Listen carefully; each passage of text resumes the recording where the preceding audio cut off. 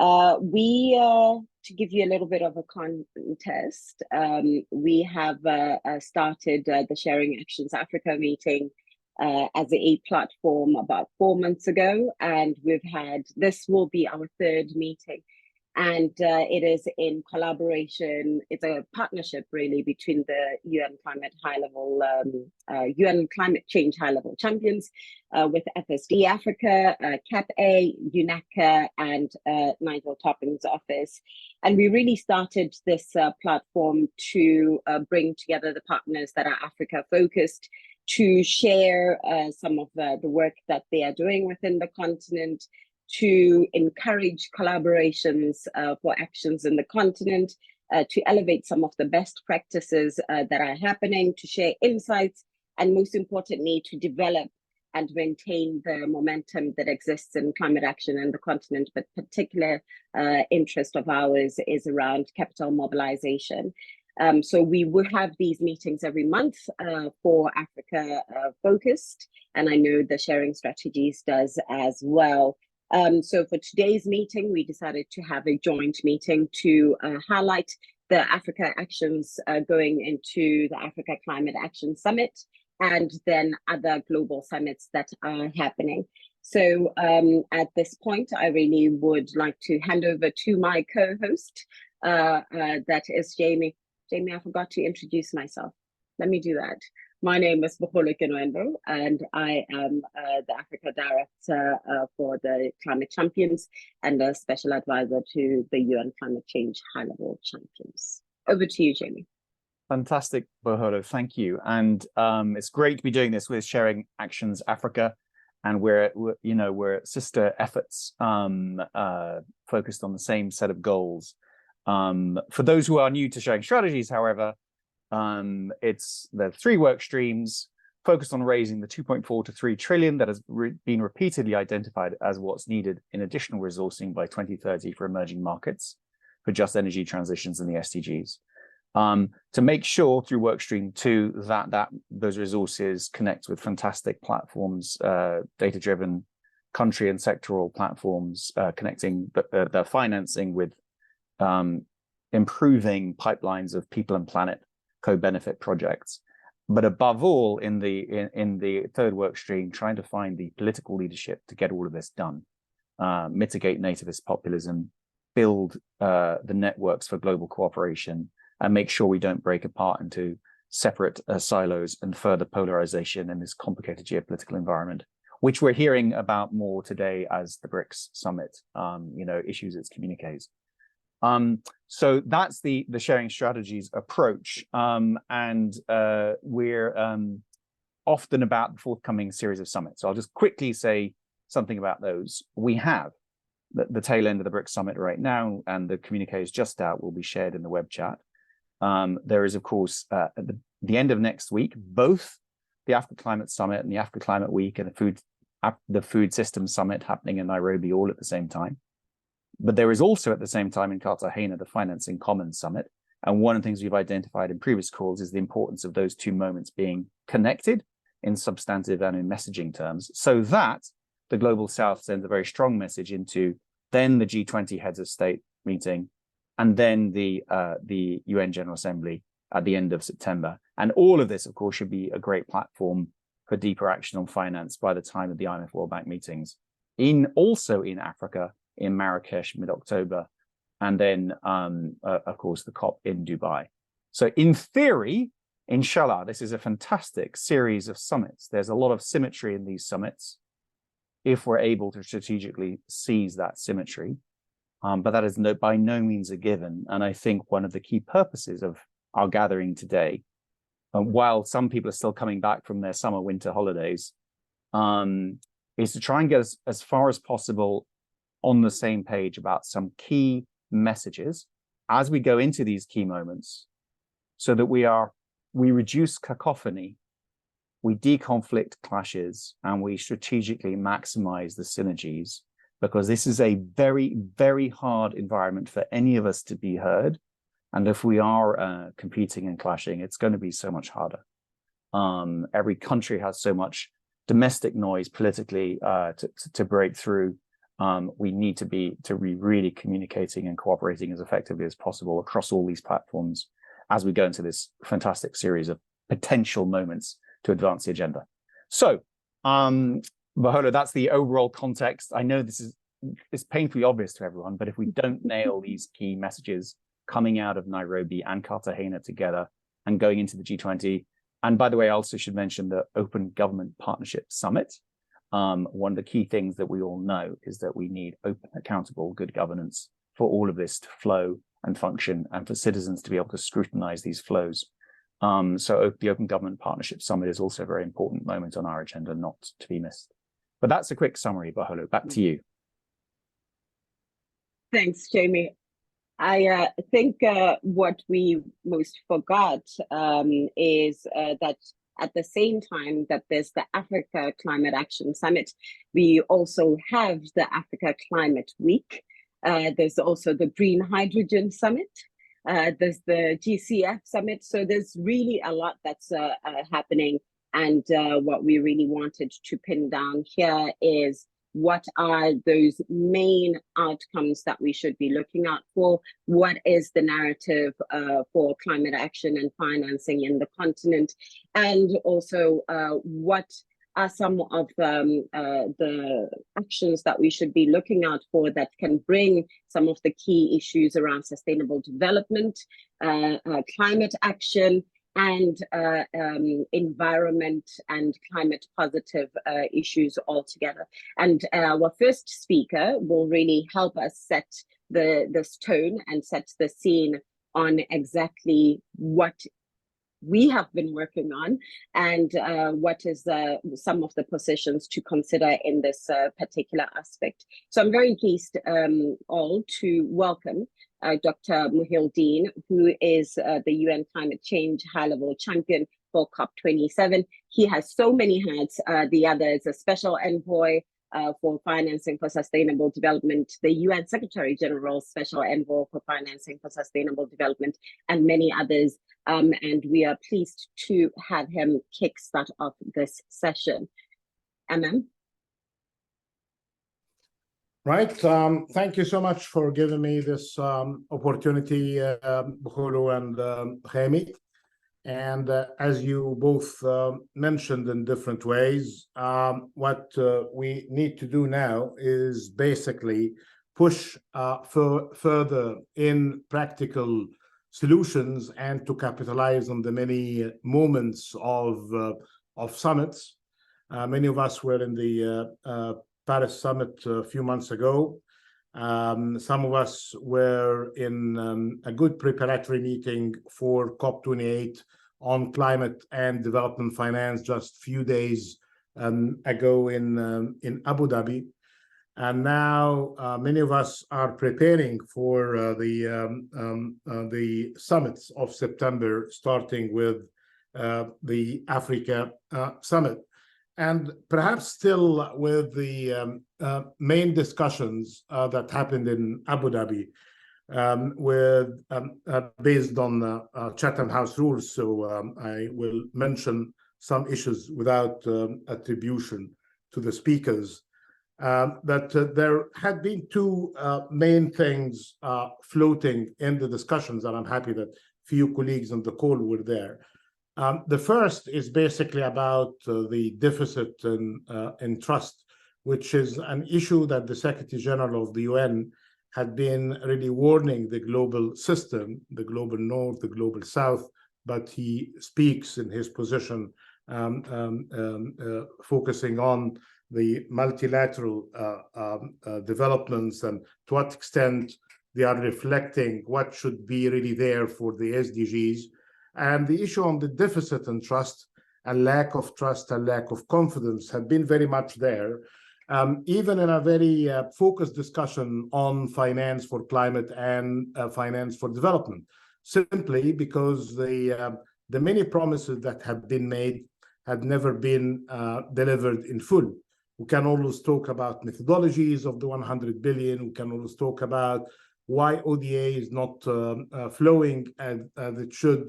But again, the perception, and based this time on facts, that we are not really on track to achieve the SDGs, and we are not definitely on track to achieve the climate action promises based on the Paris Agreement.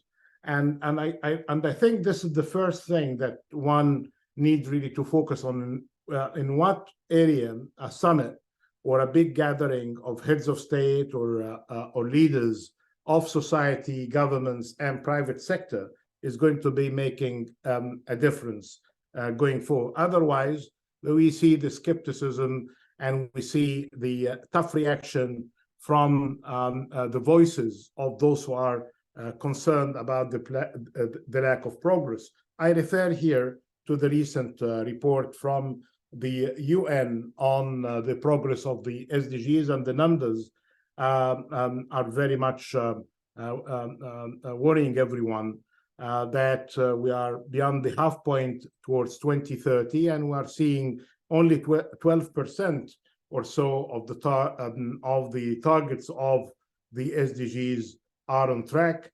More than 50% are off track, and the rest really are worse than where we were back in 2015, including poverty and hunger. The other, or the second point that had been very much in the discussion, which is basically about we are doing what we should be doing in the climate agenda, while the global system at large, the global south in particular, and Africa more specifically, are suffering from the geopolitical tensions and the war in Europe and the Ukraine. As Jaime mentioned, the issue of the geopolitics, and but at the country level, where it really matters, we cannot really move forward without really putting matters in the context of climate and development finance, that they should really be, especially climate finance, should be part of the solution.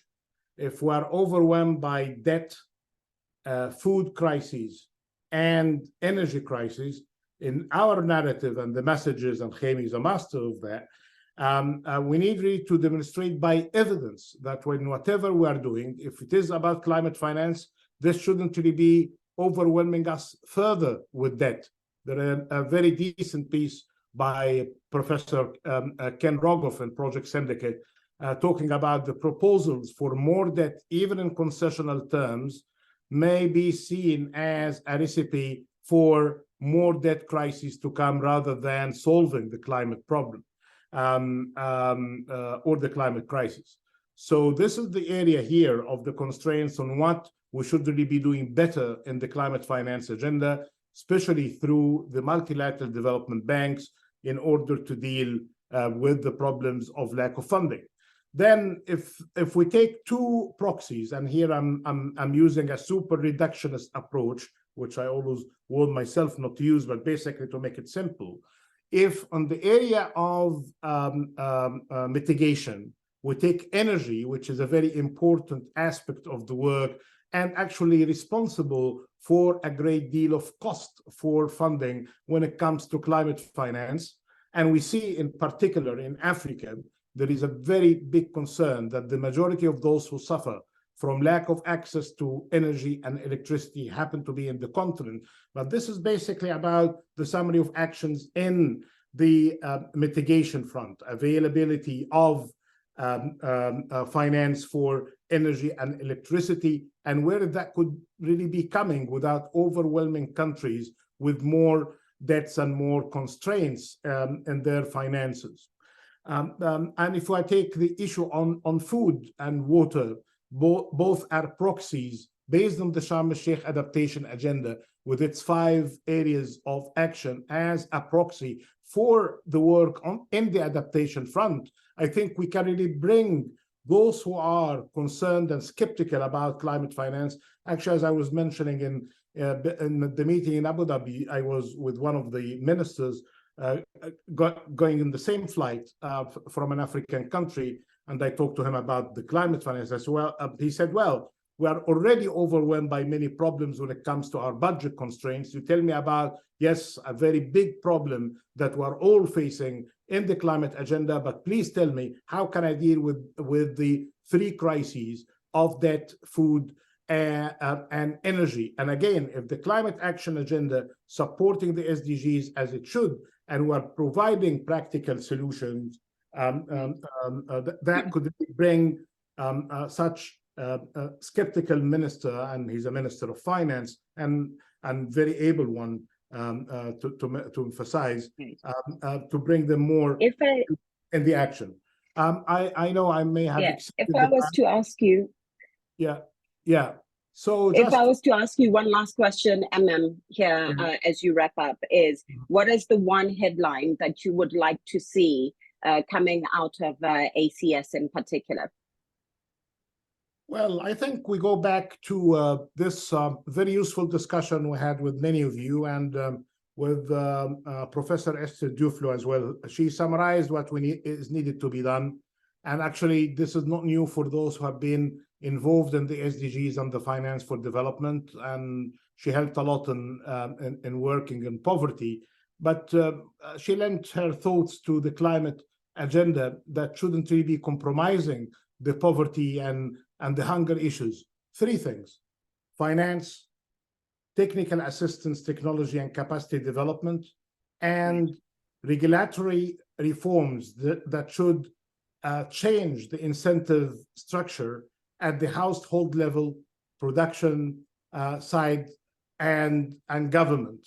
If we can really have some major developments in these three fronts in a meaningful way, on the finance front, in technology and technical cooperation, and in the regulatory environment, especially with what we see today in the debate about ESG and the regulations related to it, I think we really can be doing everyone good here. But if we are coming out from these summits, and let me be very frank, without really meaningful progress on the potential flows of funds in more cooperation in technology, capacity development, and technical work, without really adherence to the rules that could really improve incentives, we're going to be moving on in the same circle that we started before 2015. And I'm a veteran of the preparation for the Paris Agreement and the what so-called then the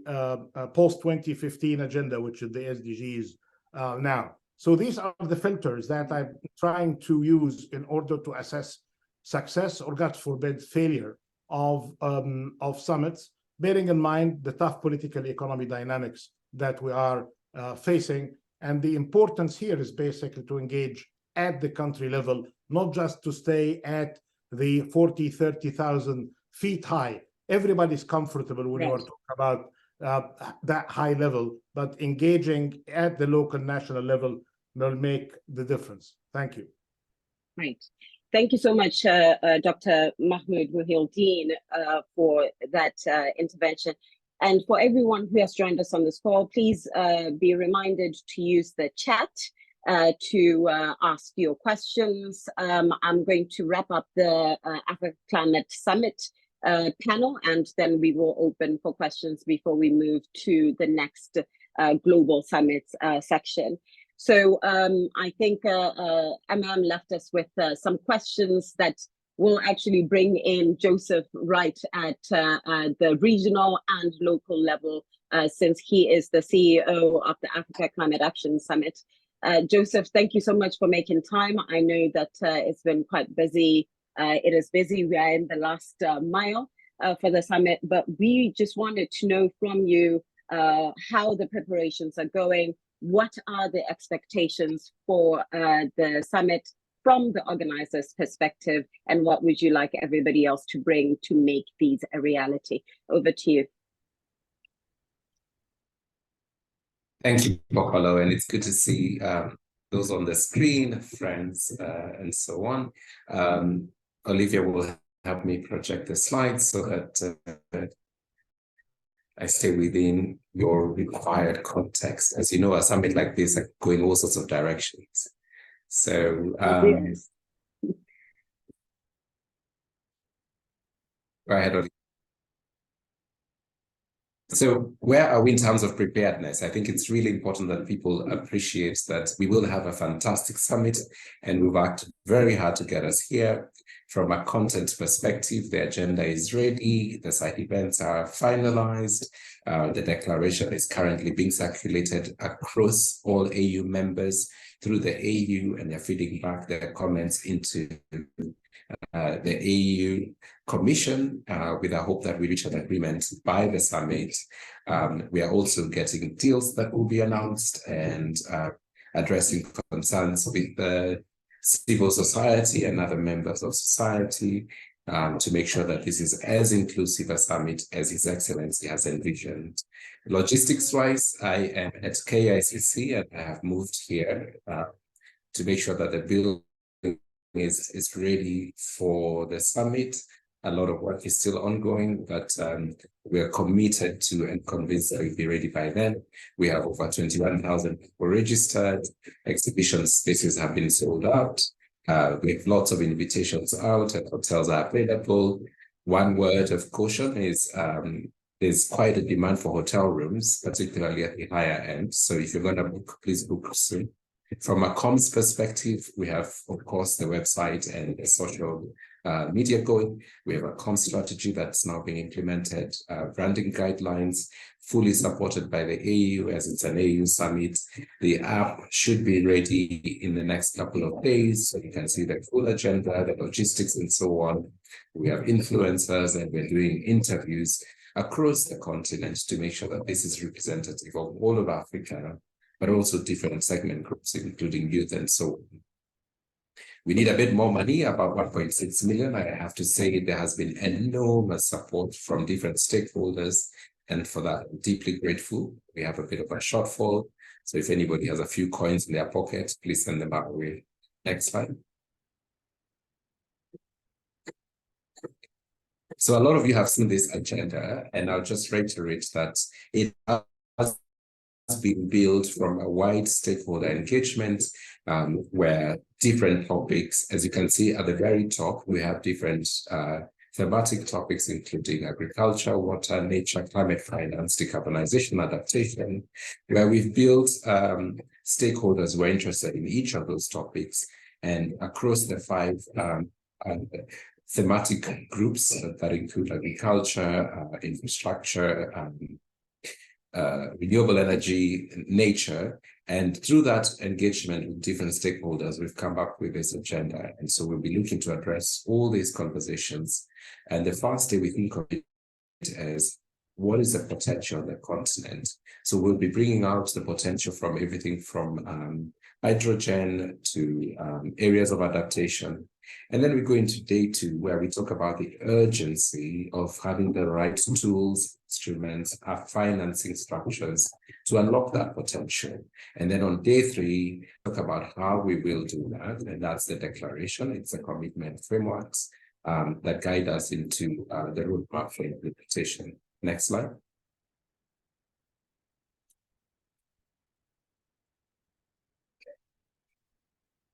So I talked about side events. There has been enormous demand, over 500 requests for side events. Based on capacity limitations at the venue, we've narrowed down to 196 side events. We've had 3 responses from the applicants. The first one, of course, is yes, congratulations. The second is, could you please merge with so-and-so? And the third is, unfortunately, it doesn't fit either because of alignment with the narrative of the summit or limitations in terms of space. And some of you may have been disappointed, and my apologies for that. We try to be as inclusive as possible, but we can only have so many rooms and tents and so on. Next slide.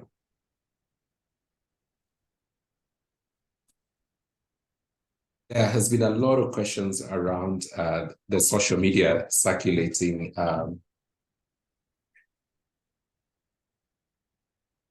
There's been a lot of questions around our engagement with civil society, and so to help some of you understand what we've done so far, we've listened very carefully to concerns that are being raised. We continue to listen to them.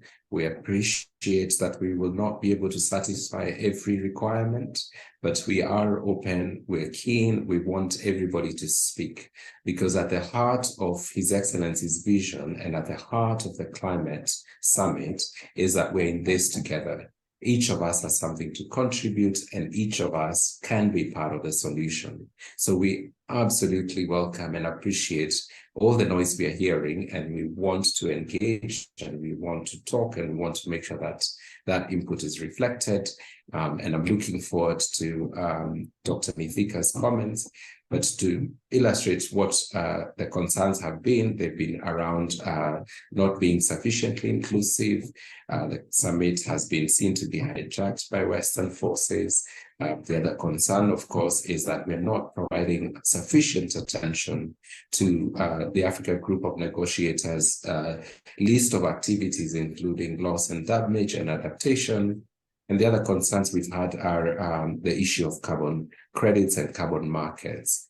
We've reached out to over 50 civil society organizations, including PACJA, Clean Cooking Alliance, Christian Aid International Crisis. We've identified 11 speakers from CSOs, all AU member states invited to the summit, and all invited to contribute to content.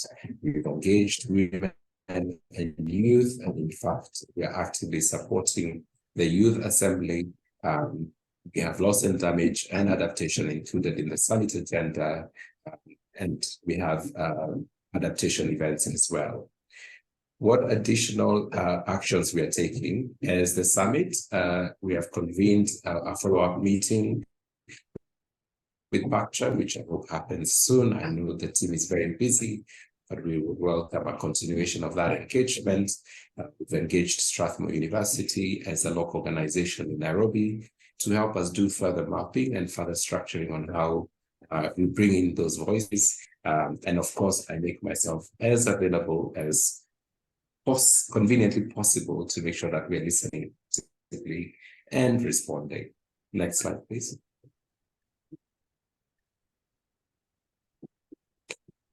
So we've invited all countries and private sector to contribute to the framework.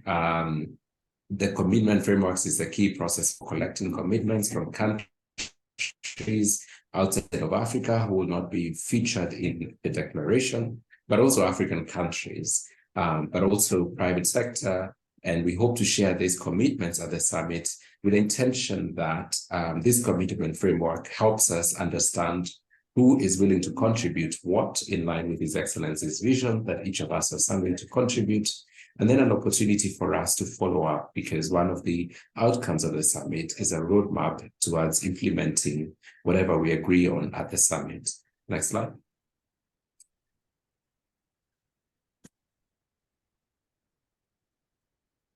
We are also actively engaging private sector, and we have 4 ways of doing that. One is announceable, so big deals that we can announce. The second is we have deal rooms for large and small deals. For smaller deals, we will have virtual deal rooms to ensure that we are being inclusive, against in line with the summit theme and His Excellency's vision. We will have boardrooms where the presidents, we have more than 25 presidents from Africa confirmed to be attending, can speak to private sector, to partners who want to invest in their specific countries. And of course, we have exhibition spaces, but as I said, those have been sold out now. Next slide. We have an enormous amount of response to the summit. We have over 21,000 registered attendees, and you can see the diversity of countries that have expressed interest, all the way from Afghanistan to Zimbabwe. And if you don't see your country here, we should have a discussion, please. Next slide, please. If you'd like to reach us, again, we try to be as responsive as possible. The email to reach us on His partners is at africanclimatesummit.org. And one of the issues we're facing that perhaps this group can help us further with is, while we received a lot of interest from heads of state from the continent, we have a lower representation of heads of state particularly from the global north, including Europe, and that has raised some questions given how supportive His Excellency has been to the global agenda, to things like the Paris Summit. We would be that engagement from the continent is reciprocated from our brothers and sisters in the north. I will stop there, Bokolo. Thank you very much. Thank you so much, Joseph, and good to see you and hear all this progress. Just a quick question is, what should we expect in the declaration, and how do people contribute to the declaration if there is?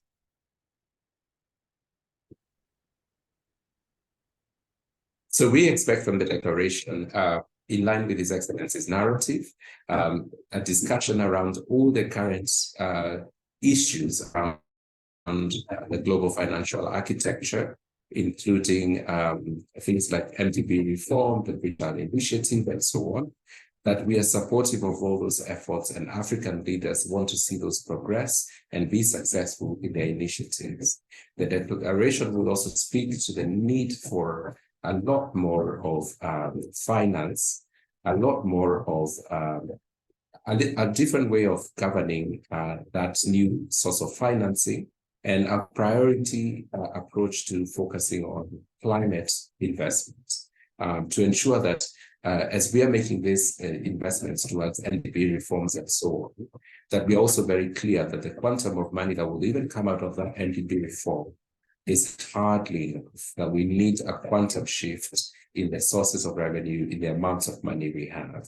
And the declaration will speak to the initiatives of the continent, including the green wall, the blue wall, but it will also speak to the accelerated, including looking at loss and damage, adaptation emphasis, and so on.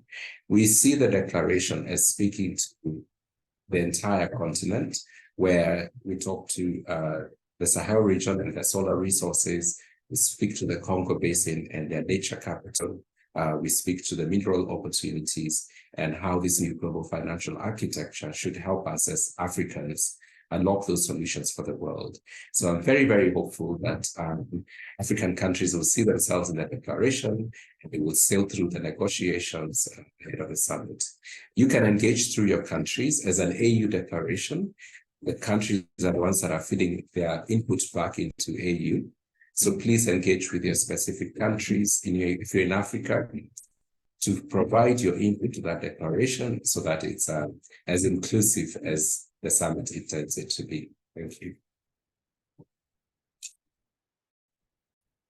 Thank you so much, Joseph. And if there are any questions or comments for Joseph, please do throw them in the chat, and we'll make sure that they are responded to. And we do encourage an interactive chat box as well.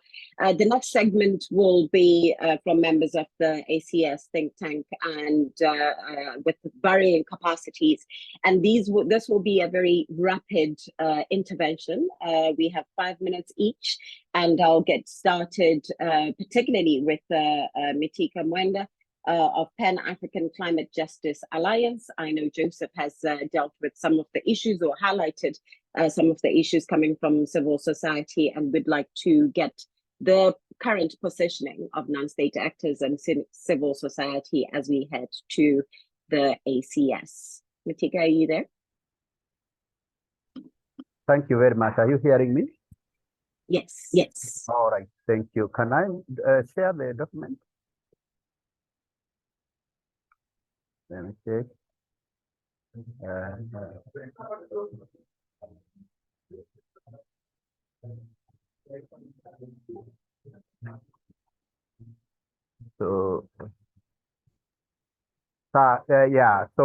Thank you. Let me start by thanking the organizers, the sharing strategies and the partners, and also Joseph for his presentation. I think he has touched on some of the issues we have been raising as a civil society, and we work under this platform called, and I hope everyone is seeing the screen.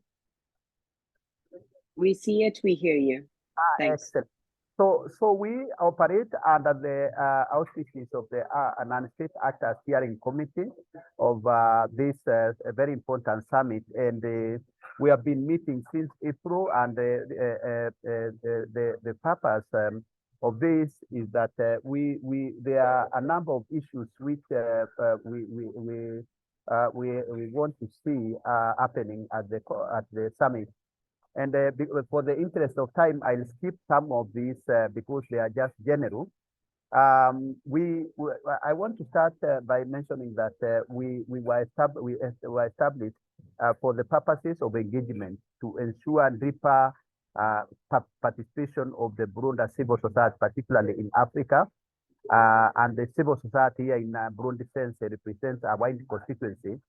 So we wanted to look at how we support the planning in all three processes and how to really participate in the related other activities of the summit.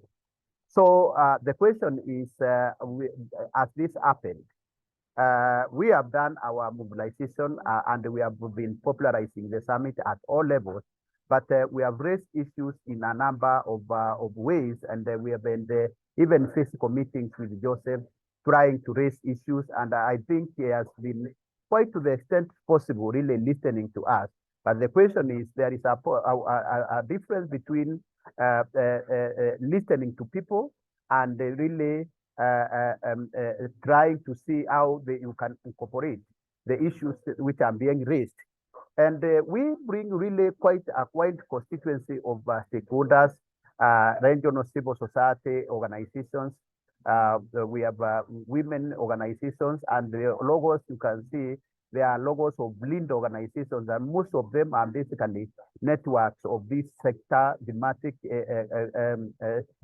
organizations from across Africa, from labor movements, farmers organizations, conservation organizations, academic, indigenous people, youth, and the faith-based. So you can see we have really been constituting a very broad platform of many organizations which have really helped in advancing this thing. So far, we have held a number around 11 interest groups, 50 thematic convenings, clusters, and of course, collective synergies between organizations. And one of the things which has really helped us in this is the openness of the Secretariat in terms of working together. We have been in meetings with the senior government officials. We have worked in co-convening with a number of embassies. I think in terms of this collaborative efforts, really it has triggered a lot of discussions and convenings. But the biggest challenge has been to how then as this helped in shaping our issues. On Monday, we ended a meeting which we brought together more than 500 online participants and the 60 participants in Nairobi. And we developed some of the issues which were being raised and which Joseph looked as responding to, were really the issue of the aspirations and demands of the people. The question is, has it been captured? We have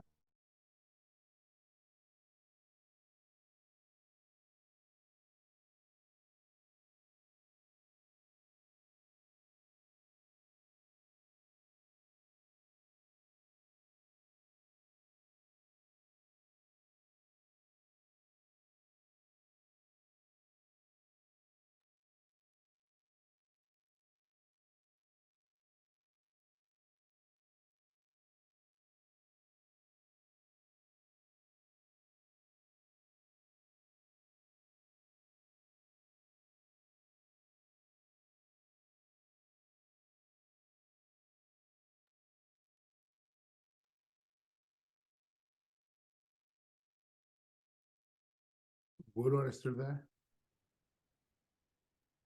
Yeah, I'm here. Mitika, I think we've lost you. You are muted. Yeah, sorry. I hope you can see the presentation. So the presentation is gone. I think we lost you. But also, if I may, since this is a rapid fire session, if you could summarize as well, thank you. All right. So yeah, I'm now summarizing. So the point here is we have many activities which we are doing during the summit, and some of these activities are civil society based. We have participating in around 15 side events. We'll share with partners, but the most important thing then is we have the declaration already circulating. I've heard Joseph is saying that the only input we can make is through the countries. And we need really a discussion on this because there are critical issues which are not yet addressed right now. We have several side events, including the ECA driving the CCD. We are going to have, it is going to act as a segment, a technical segment of the summit. What about the recommendations which are going to be developed there? So there are these critical issues, and we urge the Secretariat that this has been a very, very inclusive process, and everybody is looking into this summit. And the point we have been raising is let it not be a summit like any other. We need it really to be seen as delivering for African aspirations, demands, and desires. And let's not have it in such a way that many people will like to forget it as much as possible because it did not deliver. Thank you very much. Thank you so much, Matika. I think your points have been noted. If you can please put your presentation in the chat or share it with our team so that they can circulate it and your other points are not missed. Next, I will ask for Jack Kimani to step in and for James and from CAPE, your reflections on potential outcomes, key messages. Actually, I would like for you to give us your 3 hoped for headlines. Thank you, Boholo. Thank you, everyone. So representing CAPE, Climate Action Platform for Africa, and we've been providing support through the Secretariat, through the Office of the Climate Envoy, for the summit in a way that the ambition and the aspiration of the summit can be delivered. 3 items, I think, to our minds in terms of the work that has got in and the ambition that the President, the AU are seeking out of the summit. I think number 1 is to realize what is it that the world needs to recognize and rethink in terms of their engagement with the continent. How do we shift a recognition of Africa as a source of climate solutions and connecting that, the economic transformation that can be delivered for the continent, again, through being able to provide solutions to the climate. And understanding that this goes beyond just sweeping statements, looking at what are these specific, in terms of binding constraints, issues that we need to be looking at, addressing in a very specific way to enable that we can be able to achieve this in a real and tangible way. So this has aspects to do with increasing the global investments in renewable energy in Africa.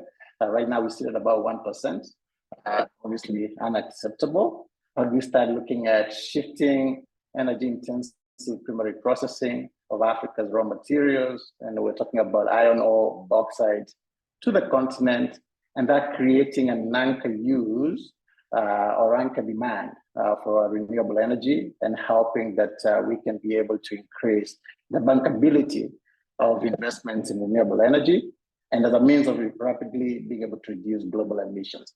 Secondly, is just being able to look at Africa's own climate competitiveness and how that can be able to drive a redesign of global trade, looking at mechanisms that allow products from the continents to compete on a fair and equitable terms and serving the global demand for low embedded emissions.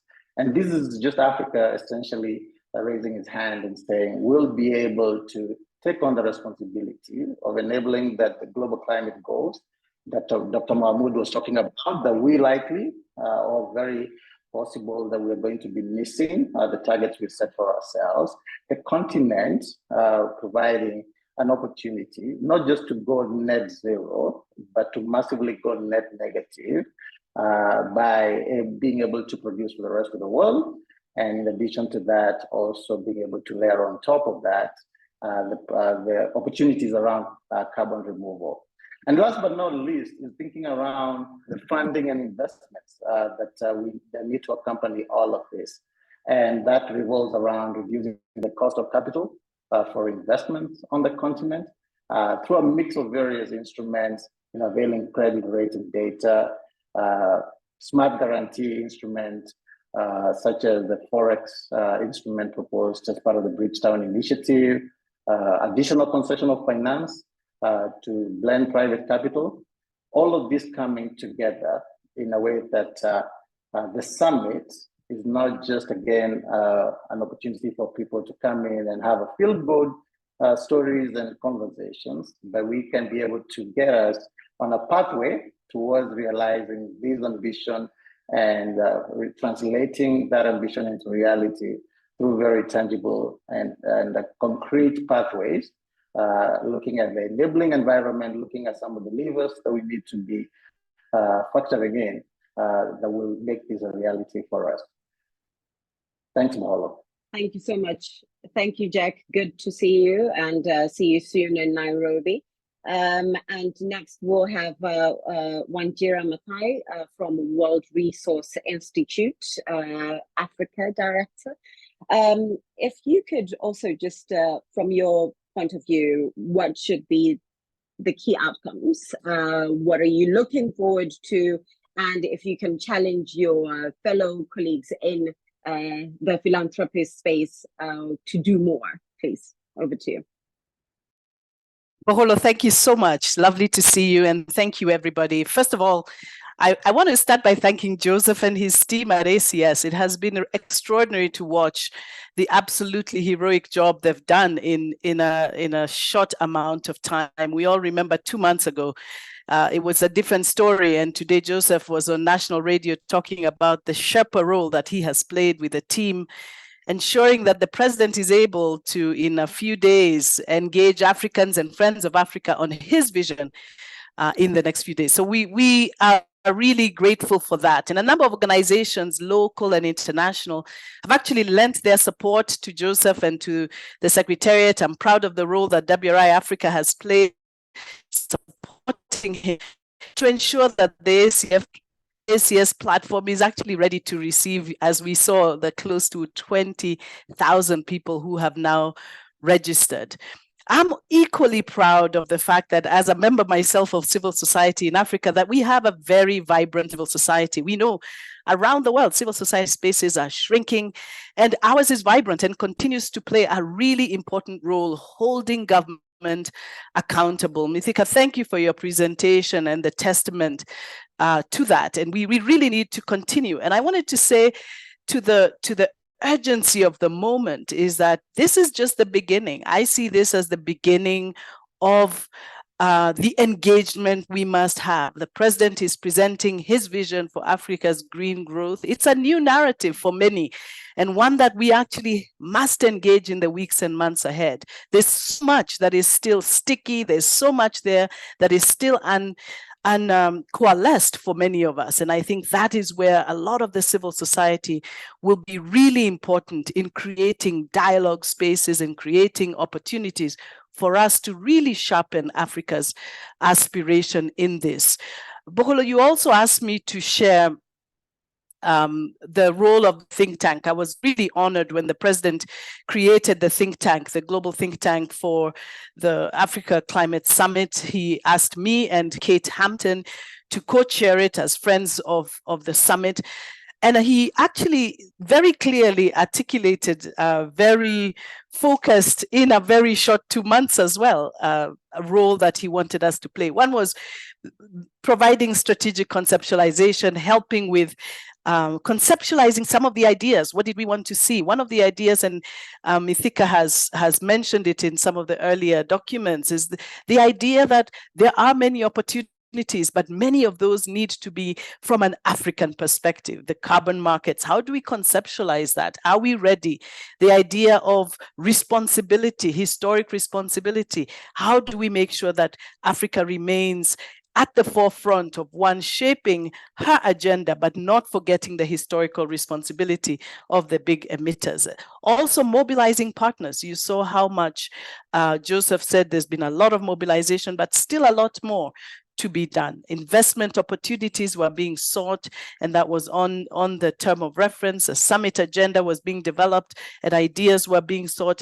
Speakers and panelists who could be participating and speaking in the sessions, and of course, global climate advocacy. We were drumming up everywhere we could that all roads were leading to Nairobi in September. So really good to see so much interest. The think tank itself, just for those who are interested, has 31 members. This is the broad spectrum, a lot of them African governments, development partners, intergovernmental organizations, private sector, civil society, women, youth, children's groups, so many. And I'm really proud that 80% of the think tank is African. So there was a lot of discussion about the think tank itself, but believe it or not, it was a largely African think tank, and we're really proud about that. So I'm looking forward to any questions, but I have to say, Bogolo, this is a crucial moment for Africa, not only because it's the first time we're coming together as Africa and seeing how we can forge a common narrative. This is the first time we're actually saying, yes, Africa's position on climate, the basis of climate justice, on the basis of equal but differentiated responsibility is important, but we also are part of the climate solution, and the opportunity we have in presenting the abundance of renewable energy, the abundance of critical minerals, and the presence of a youth demographic that is inspiring make this truly a special African moment. Thank you, Bogolo. Thank you so much, Wanjira. I think you wrapped that up quite well, recognizing the inclusion of so many groups into the preparation of the Africa Climate Summit, and some of the really key issues that the continent should be leading in that conceptualization. Coming back to the sustainable development aspect that Dr. Muhildina introduced in the beginning of this panel, there are questions that I have received. I said they should be on the chat, but people sent them to my WhatsApp chat. So I will call on those that decided to use my WhatsApp instead of here. We have literally 2 minutes before I have to hand over to Jamie for the rest of the Global Summit section. So Jean-Paul, Adam, if you can come in with your quick comments on a sustainable debt and the debt coalition. Thank you. Thanks so much, Boholo, and good morning to everyone from New York, and good afternoon. Just very, very rapidly, I think, firstly, congratulations for all the work that has already been done. I think the summit is shaping up to be one of the most ambitious, and this is fantastic. I think that on the question of sustainable debt, and I'm speaking here in the context of the support that I'm providing to the Sustainable Debt Coalition, which was launched by Egypt at COP27. And one of the big issues to be addressed in the context of the reform of the global financial architecture is how we address debt. And we have to recognize that existing modalities are insufficient. At the same time, there is a huge opportunity, for example, for debt for climate adaptation swaps. Many of you would have followed that Gabon is the latest country and they have done the biggest deal in Africa in terms of a debt refinancing. And to note that Gabon is not in debt distress, but what they have done is refinance their debt in a way that has made it affordable, and in a way which frees up resources that they can then invest in climate. And I think if we can upscale this across the continent, a large number of countries, particularly those that have large amounts of debt that are maturing in 2024, we can address a lot of the issues of fiscal space. Now, the key to unlock this, and therefore one of the key deliverables that I would like to see at the Africa Climate Summit, is real progress on the use of credit enhancements. institutions, multilateral development banks, and development institutions all have this opportunity to issue guarantees. Jack mentioned it as well. And this will be critical on a number of levels. One will be as a way of facilitating the refinancing of debt. Gabon notably used a credit enhancement from the DFC. But this is also going to be critical for example, investing in some of the big climate resilient projects that we have been trying to promote on the African continent, many of which will be presented in Nairobi, and which the climate champions have played a key role in preparing ahead of first COP27 and now ahead of COP28. So I think this issue of credit enhancement is critical for channeling investment into critical areas for climate resilience in Africa. Thanks, Boholo. Thank you so much, JP. I think I won't give any further reflections on ACS, but to thank all of our speakers around the Africa Climate Action Summit. If you have any more reflections on what should be the outcomes out of ACS and ACW, please do put them in the chat. Thank you so much, and over to you, Jamie. Fantastic, Boholo. Completely brilliant chairing, which I'll aspire to keep at that level, and incredibly important and inspiring comments from Mahmoud, Joseph, Wanjura, Jack, and of course Matika, and incredibly important exchanges also in the web chat. And you know, those who are familiar with us and how we roll, these comments and all the presentations will be shared hereafter, so none of it is lost. And let's keep these exchanges going. We now switch from the sort of the African-led moment, the beginning of September, with this hope, which is that the voices of all those who have just spoken and the important outcomes of that summit will reverberate into the subsequent summits and moments of September and then into October. That's kind of the strategic goal here. To get that and achieve that, there does need to be a lot of crystal communicative clarity coming out of Nairobi. So that the few key messages you want heard are they are heard. And international partners will do all of our best work to try and make sure that is heard and amplified. And of course, at the same time as the African Climate Summit and African Climate Week and the Food System Summit that's happening in Nairobi is the Financing Commons Summit. And it's a simultaneous moment in Cartagena. And it's fantastic that Catherine Collin, who's helping organize that summit, can join us now. Catherine, over to you. Thank you so much, Jamie, and good morning, good afternoon to everyone. So I'm joining you from Paris, at the headquarters of the Agence Française de Développement, where the FIX Financing Commons Secretariat is hosted, and we are now in the last couple of days before holding the summit in Cartagena. So I think I have a couple of slides. I will go through them, and I will be as quick as possible because I'm aware that the time is important. First of all, I wanted to really thank you all for, and thanking Jamie for inviting us, and my colleague Arthur is also in the audience, to come in this important session. And it was extremely enlightening and interesting to hear the previous presentation, and especially the presentation about the status of preparation of the Africa Climate Summit in Nairobi. And I can see we are in the similar challenges. Also, I have to say, in terms of scale, we are not maybe at that scale in terms of numbers of participants. But nevertheless, first of all, for those who wouldn't know, and I'm happy to share information through links in the chat after this, what is the FIX? FIX is a coalition gathering all public developments of the world. So it's more than 528 of them.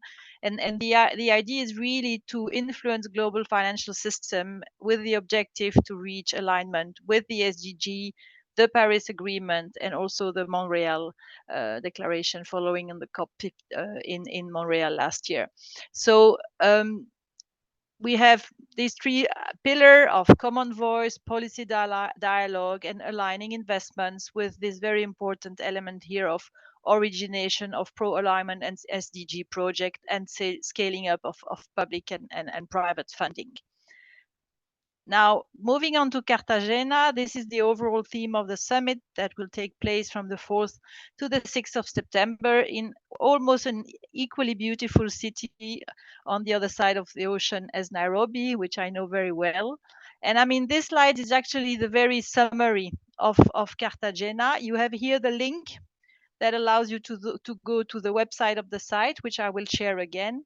So these are the 4 pillars of what we will be discussing through, I think it's more than 40 sessions across the 3 days of the summit. The one pillar is SME and financial inclusion, and I don't need to explain to all the colleagues sitting here how important SMEs are in helping development growth and also fighting climate change all over. Climate and biodiversity will be a core element also of our discussion, everything that has to do with green infrastructure. And then a very important element also, all the discussion around PDB's institutional agenda, which of course the discussion on the reforms of PDBs, etc. And main cross-cutting issues, and here, I mean, social mainstreaming development impact, which is, you know, the core of the action of the PDBs, how to mobilize more private capital, and this certainly resonates to a number of points that I have heard mentioned before. Collaboration with civil society, and it was very interesting to hear how you've engaged with civil society in Nairobi. I mean, we have had a similar approach here with the FIX, and we are really trying to give a strong voice to the civil society across most sessions. There will even be a plenary, which will be actually the civil society plenary session in the program. And of course, because the summit is taking place on this in South America, there will be a very strong perspective from that region as well. Now, what I could say, and I will possibly stop presenting now if I can do that. Yes, I should do that. Voila. I think what is important, and again, thanks to Jamie, what we have done, we have also, because both FIX and Nairobi are actually on the roadmap from the Paris summit that was convened by President Macron and Miyamoto, and during which actually President Macron hosted a special FIX event where we had a couple of heads of states and the heads of all the multilateral and a number of public development banks, national ones. And that was really to discuss how can we together as public development, improve the role we have in fighting inequalities, the just transition, ensuring just transition, and ensuring private sector mobilization. So there was really there a strong push, and there were a number of commitments whereby FIX needs to be seen on as one of the milestone to, how do we deliver on these commitments. So now what we have done, and here again, thanks to Jamie, his colleagues, and all the others who are around this table, we have had discussion on how can we ensure that Nairobi and Cartagena do not compete with one another, but that they complement one another. And so we've agreed on a number of things. First of all, we've agreed that Nairobi will be really the place where there will be a very strong political message, a strong political call for actions, and then Cartagena could be an element of the response to this call for action. And not a minor one, since you will have, most public development banks gathered in Cartagena. So first of all, we will have a pre-recorded video of His Excellency President Ruto that we will stream during the opening session in Cartagena, because we have to play with the time differences, but that could fit nicely. We've also agreed that hopefully there will be a video from President Petros of Colombia that will be live streamed in Nairobi, so that there we can establish the connection.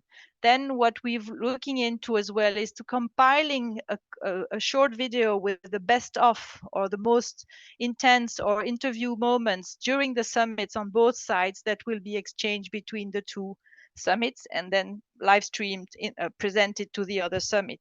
And then hopefully we will be able to share the proposed outcome or declaration and make sure that there as well there are cross references and that they complement each other. So I think we're very excited about that. I have to say, we have also in the program specific session, and there is one specific event which we have named From Paris to Cartagena and Nairobi, PDB's response to the summit for a new global financing pact. I think that says it all. That will be one highlight of the program in terms of ensuring the connection. There will be also a number of other side events which will discuss more technical dimension that are very relevant to what was said before in terms of debt, the type of instruments that we are using, the clauses in the financing contract, all these elements that PDBs can actually implement in terms of supporting the objectives that we are all sharing. So I think I will stop here because I know it's important to have time for the discussion. I'll put the link to the summit in the chat, and I will also share with Jamie the PDF format of the program, which gives an indication on all the session in one single document. And Jamie, you're most than welcome then to share that with your members. And a last thank you. I saw that you have put the link to the summit in your website. This is very much appreciated. Thank you. Not at all. Thank you. And feel free, Catherine or Arthur, to share the documents right now in the web chat for those who are present and willing to download right away. Fantastic. Thank you. So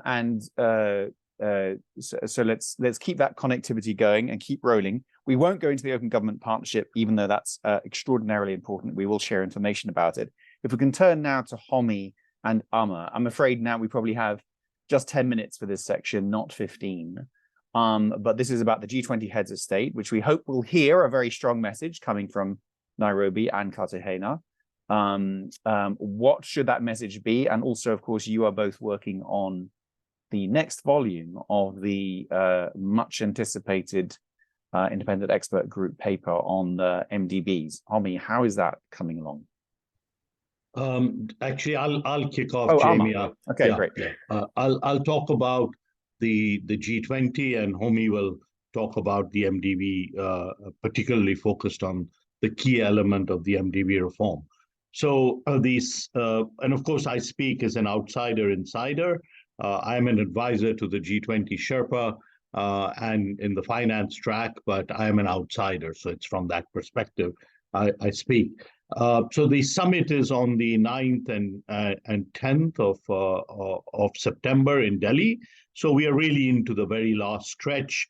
There are literally daily meetings of the Sherpas right now to reach agreement on the declaration.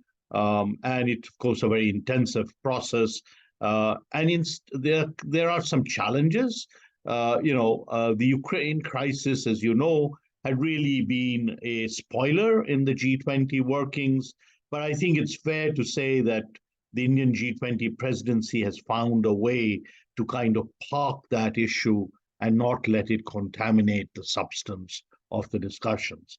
There is, nevertheless, deficit of trust that Mahmoud was talking about between the North and the South, and particularly around lack of delivery. And on ambition, while the rhetoric is strong, when it comes to the level of detail on any particular issue, there's a tendency often to go to the least common denominator. So quite, it's not an easy kind of a process, but I think it's fair to say that this will be a consequential G20. India has put development at the center of its G20, and I will talk about the way in which it has done it, but I think that is really a kind of a big, important issue, especially given now the successive G20s that we will be seeing. Second, they have focused on making the G20 more inclusive. They started with a meeting of 128 developing countries to get perspectives from the developing South in terms of the issues of the G20. And India has made the inclusion of the African Union as a member of the G20 as a central priority, and hope very much that it will be delivered within its presidency. So we have to keep the watch in the coming days on it. The third thing I would say is it has been a transformative G20 as far as India itself is concerned. If anybody has been to India in the last year, they would have seen that the G20 is everywhere as far as India is concerned. As the foreign minister said, last week, he said the purpose of the G20 was to bring the world to India and India to the world. And I think they have succeeded in that. And that itself, I think, is a quite important aspect of this G20, because it's really giving the developing countries now center stage. And finally, I would say that the issue of legacy is been very important to India, and fostering a partnership with Brazil and South Africa, the two succeeding G20s. So when we look at the G20 agenda, we shouldn't look at just the summit, but how the summit relates to the other events of the year, and also how it will be taken forward in the subsequent G20s. On the development agenda, India has really resuscitated the development working group as a key element of grappling with the development agenda, but there's also been a lot of work done under the finance track. The key priorities have been resolving global debt vulnerabilities, lot of effort, but put in on stepped up implementation of the G20 common framework. My own view is that the private sector issue is kind of is not an issue that we can easily overcome, because private sector debt is so costly. So the solutions, I don't think, that will be proposed really will come, except for refinancing, as Jean-Paul correctly said, is a better option there than kind of dragging on the private sector debt. And second, bringing new finance into the equation. How much progress we will make on that is yet to be seen. India has also, as you know, put forward this global sovereign debt roundtable for middle-income countries, but so far beyond the case and some discussions, not a whole lot of progress. Other aspects of the agenda, and I'll be very, very, very telegraphic, a new kind of green development fact for a sustainable future, the aim of which is very much to link climate and sustainable development as an integrated agenda, and the financing for that has to be stepped up and coming from all sources. India has also put an important initiative called Lifestyle for the Environment, and mainstreaming that has been an Indian priority. It's not very well known outside the G20 context, but it is essentially about responsible consumption and production with changing behavior, at the center. It's a very interesting and, in my view, important initiative that does have an key role to play in a new approach to development. The third, there's been focus on implementing clean, sustainable, just, affordable, and inclusive energy transitions. A lot of focus on energy access and that, dealing with the challenges, particularly in Africa, around combining energy access with clean energy. Climate finance remains on the table, but fair to say that I don't think we will get breakthroughs, except I would argue on an understanding on the MDB reform agenda, which Homi will talk about. A lot of focus on disaster risk and building resilient infrastructure, and two other areas that India has put on the table, which have been very important development consequences. One is digital public infrastructure, and the other is gender equality and empowering all women and girls. So it's a quite, like the G20, it's a very broad-based agenda. On the finance side, I think the key elements that will be pushed are the MDB reform agenda and reform of the multilateral financial institutions, some progress on the private finance side, and a kind of a continued push on the delivery of past commitments on climate finance to close the trust deficit. So that's where we are on the G20 right now. We are moving, as I said, into the last phase. And, I think all the pressure that you can bring to raising ambition would be very welcome. Fantastic. Obviously, that is also an environment where civil society sometimes has a hard time. But fantastic, Amar. Thank you. And you mentioned Homi's work specifically, and it'd be great to turn to Homi now for where that paper's at, and also any other reflections you have on what you've heard so far. Thanks, Jamie. So there's quite a lot of momentum and discussion, I think, on the MDBs, and definitely some movement. In the US, for example, there has just been a supplemental request for funds to contribute to the World Bank's GPG, Global Public Goods Fund, concessional money, plus a supplemental for guarantees that would allow for some of these credit enhancements and other things. I suspect that this will be part of what the US will announce at the G20 Leaders Summit. It would be terrific if other countries, especially from the G7, would join in committing both concessional and non-concessional resources to expand the activities of the MDBs. I think right now, one of the biggest dangers is that while people recognize that something should be done, the what might be too small.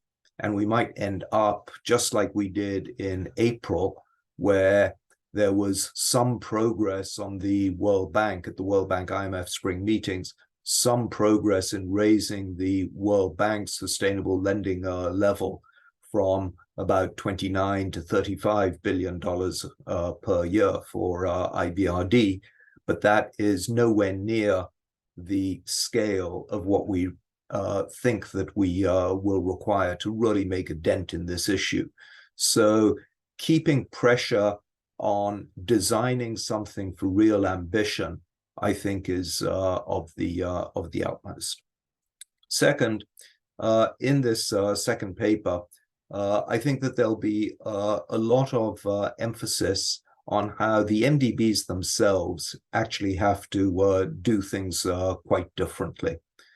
This is not an agenda where simply throwing more money at the MDBs and saying, you guys are doing a fantastic job, just do much more of it, will work. And so there are very important changes in MDBs that are required. We'll probably break it down into three different elements. The first I would call really how MDBs interact with countries to co-create real bankable projects through country platforms. Can they use the right kinds of instruments to do that and provide the right kinds of analysis? Right now, they do very little, what I would call multi-year, phased, true transformative programming. Second will be their attitude towards risk. MDBs have always taken the position that they should take zero risk. I think they need to understand that actually, and that is reflected in preferred creditor treatment and many other things. Now, I think there's a sense that actually they are best positioned to take quite a bit of risk, as well as to do some risk mitigation activities. And then third will be scale, and whether they really can commit themselves. And this really comes back to Mahmood's point about trust.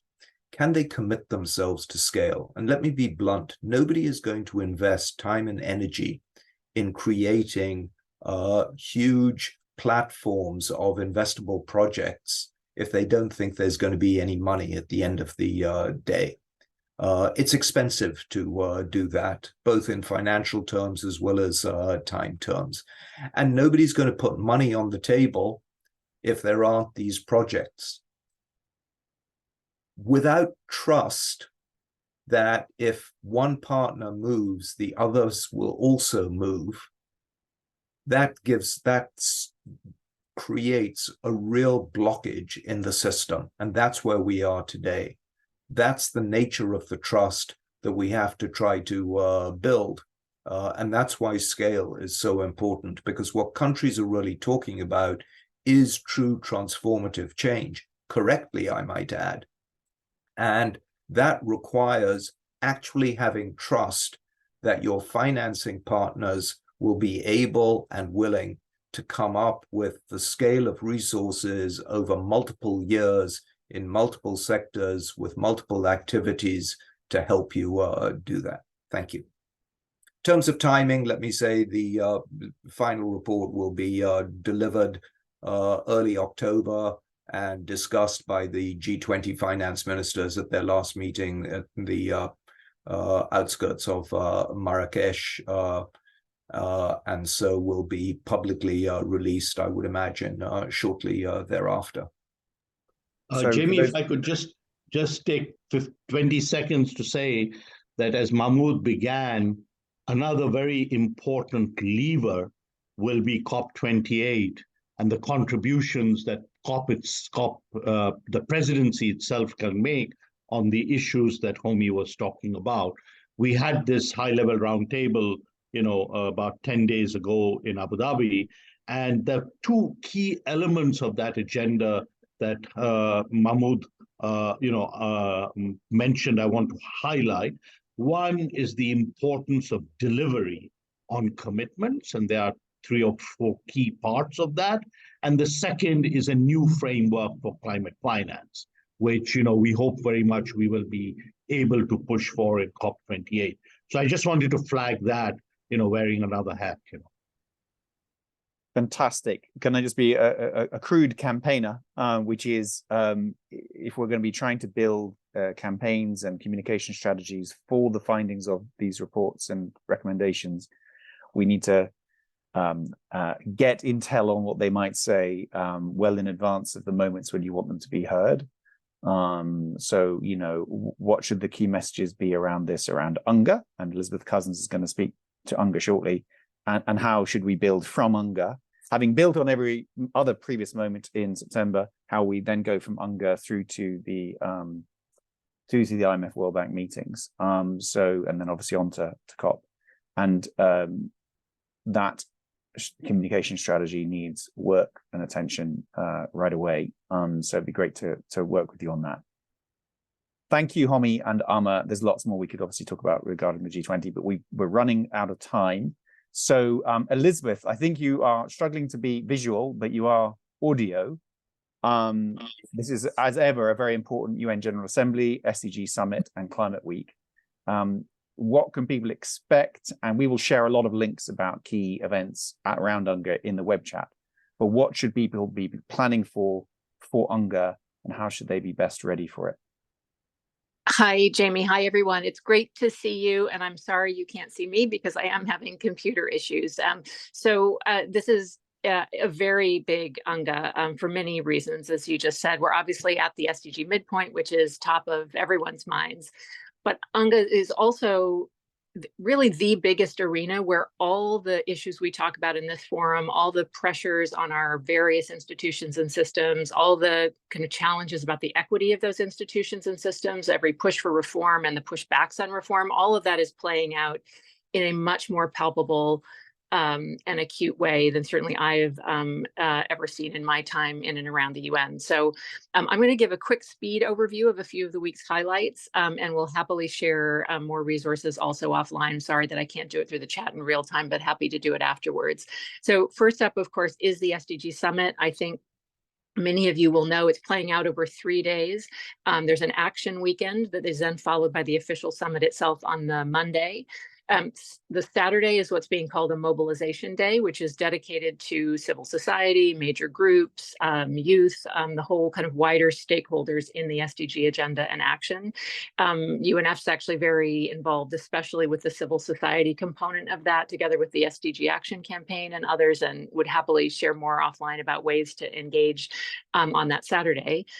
Sunday is then being called an acceleration day, where which will showcase 12 of what the UN has called high impact initiatives. And I think some of those may have been discussed with sharing strategies before.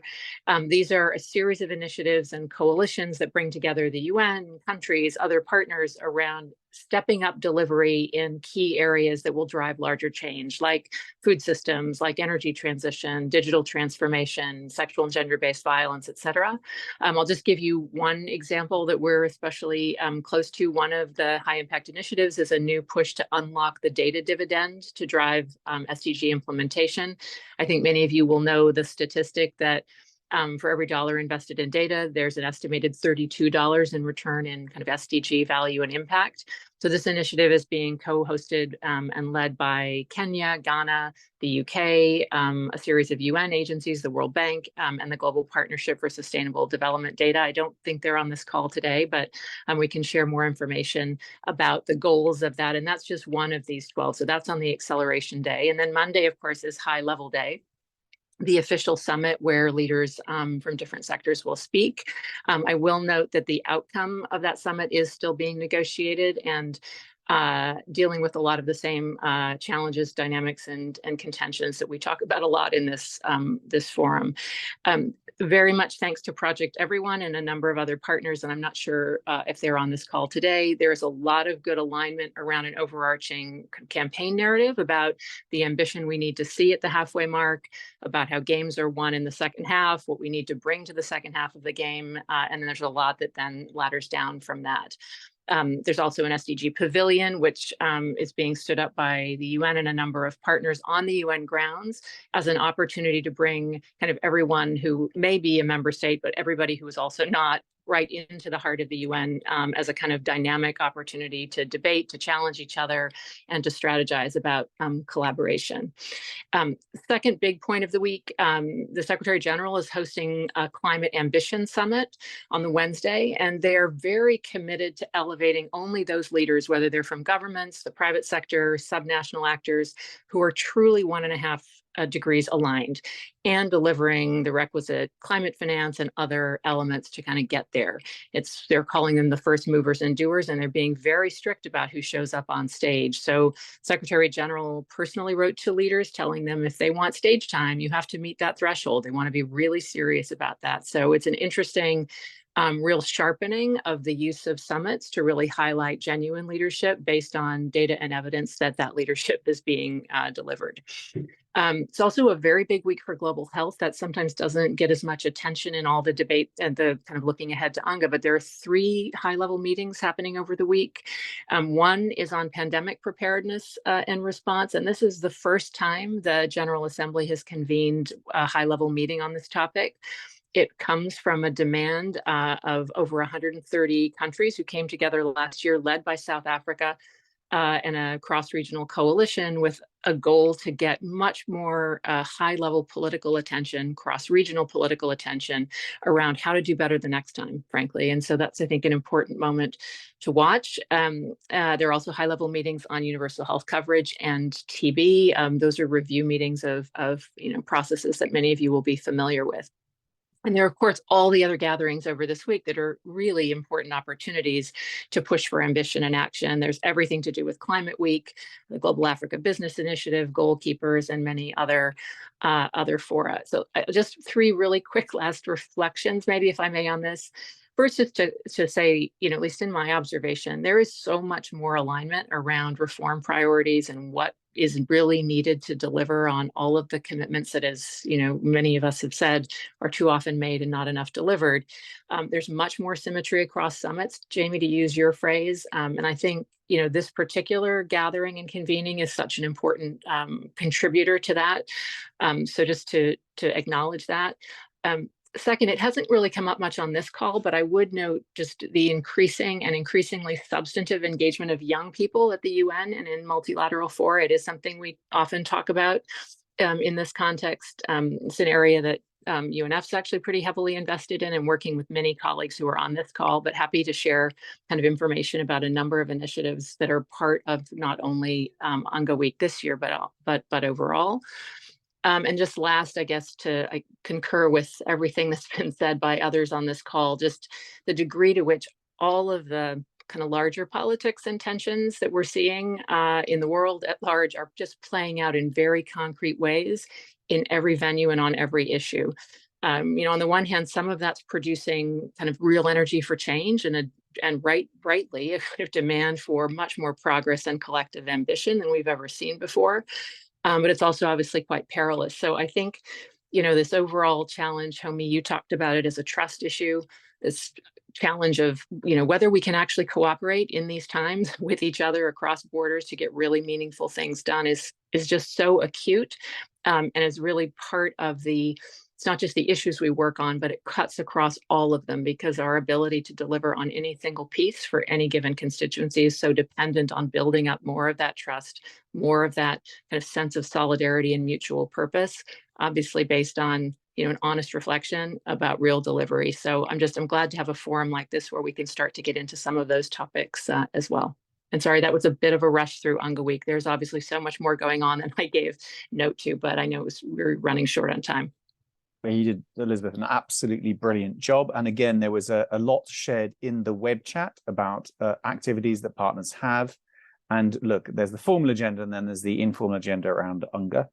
And I think a lot of us will be convening to compare notes about how on earth we do more to generate the political leadership and support better campaigning, creative cut-through campaigns to increase the political space for leadership, which is not in sufficient abundance at the moment, and that's putting it mildly. And we've quite often found that when leaders do step up, domestic events pull them back again. And so we have to fight for and hold the space within countries and regions that allows global cooperation. And our particular focus here is around global cooperation on finance, because it is by unlocking that finance, public and private, that we hope to, you know, defeat the austerity agenda and introduce a more abundance agenda, and one that meets people's aspirations rather than feeds their fears. And it is the ready recipe of the nativist populists to feed the fears, stoke the austerity, and increase the fear of the other that is getting in the way of the political cooperation we need. And I put it back to us as a collective challenge that we need to find far more investment to go into creative campaigning, to persuade publics north and south. And this isn't only in the global south, we need it in the global north. Far better campaigning, and the creativity and confidence of campaigners in some areas has been reduced, and that needs to be boosted once more. A lot of that's going to come from youth groups, but also from faith groups. And we need to re-engage all those constituencies better going forward than we have so far. I think and some partners have a media moment at the end of next week. So for those engaged in that media moment, sort of a press briefing, let's gather around that moment and try and make it as useful as possible to brief journalists and partners about what they should be expecting from the summits at the beginning of September and through to the rest of September, starting with the brilliant African Climate Summit and African Climate Week. So maybe if you want to, should we finish where we started, Baholo, with yourself and Mahmoud? I see Mahmoud has his hand up. Right, thank you so much. I think before I come in, Mahmoud can... Yeah, I'll just have 20 seconds, no more, from your time. I know that we are beyond time now. I think we have a very practical test to all of the issues related to trust and filling gaps of finance, knowledge, and collaboration between the global north and the global south, as you put it, Jamie, now, which is basically and simply the replenishment of the Green Climate Fund. which is for the 5th of October, the time of it had been determined. And we're not here asking for trillions, we're asking for billions more. And until this moment, only 2 countries of the G7 had come forward with substantive increase on the replenishment. And here, this is basically and simply a good test of all of what we're talking about. It's a fund created by the UN system, the UNFCCC, based on the commitments made by the global North to the global South to provide finance and technical assistance. If after all of these summits and good talks, we're not going to be seeing significant increase over what we had today, you can always talk about why people have doubts about many of these summits if they are not really reflected in action. I hope that others will follow the good examples of Germany and Canada and many other contributors, not from the G7, in order to just make this system working based on finance and technical collaboration. Simple test, and the numbers are going to be showing if we are really up to it or not. Thank you, Imam, for that. And you are obviously wearing a separate hat as the chair for mobilizing for GCF. So as we conclude, I think rightly, Jamie positioned this right. We know that across all the various summits that we'll have September and throughout, really the main discourse or the very important and equally salient issue in the continent and global South in particular is that persistent challenge of climate action financing. And it's not one of these small incremental issues or incremental finance that we need to see. JP mentioned some of those bonds that are happening. We celebrate small incremental changes, but what we need is really big, monumental access to finance, and this requires heavy reform and change in the way that we access the green global financial infrastructure.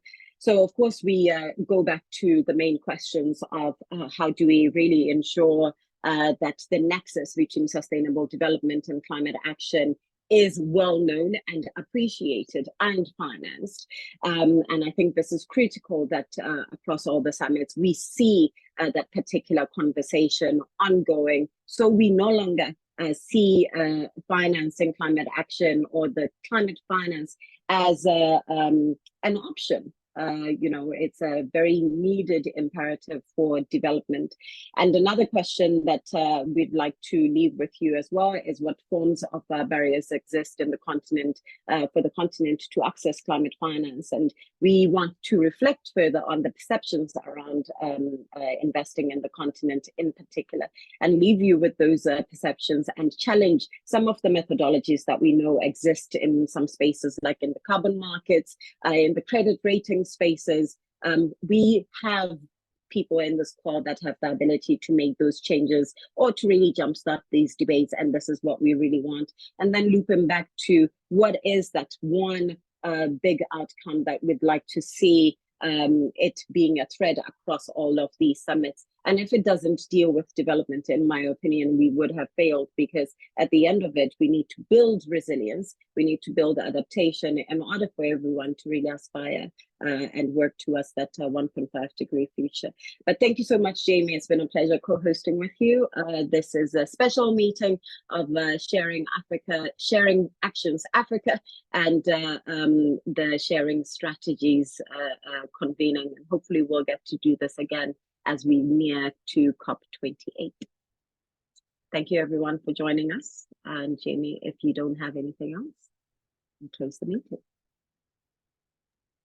Brilliantly put, Baholo. I'm trying to summarize what might be some key messages, which I'll stick in the web chat, and we'll share in notes, and I'm sure will be debated further. Fantastic. Thank you, everyone. Thanks so much. See you soon. Bye. Bye. Thank you very much. Bye-bye. Thank you. Cheers. Thanks to all the speakers. Baholo, great to do this with you. Thank you. Thank you. See you next week. Yeah. Yeah.